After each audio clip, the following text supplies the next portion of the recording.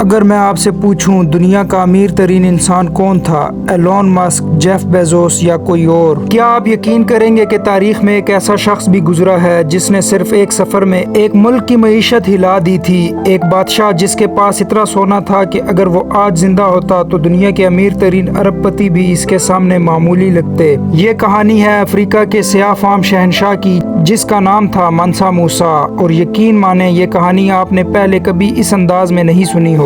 منسا موسیٰ کا اصل نام موسیٰ کیتا تھا۔ وہ کیتا خاندان سے تعلق رکھتا تھا، وہی خاندان جس نے مالی سلطنت کی بنیاد رکھی۔ تقریباً 1307 عیسوی میں مالی کے حکمران، کچھ مورخین کے مطابق اس کے بھائی، بحیرہ اوقیانوس کی تلاش میں ایک بڑے بحری بیڑے کے ساتھ روانہ ہوئے، لیکن وہ کبھی واپس نہیں آئے۔ سلطنت کو فوری قیادت کی ضرورت تھی اور یوں موسیٰ کو تخت پر بٹھا دیا گیا۔ لوگ سمجھتے ہیں کہ منسا موسیٰ صرف اس لیے امیر تھا کیونکہ اس کے پاس سونا تھا، لیکن اصل راز تھا کنٹرول۔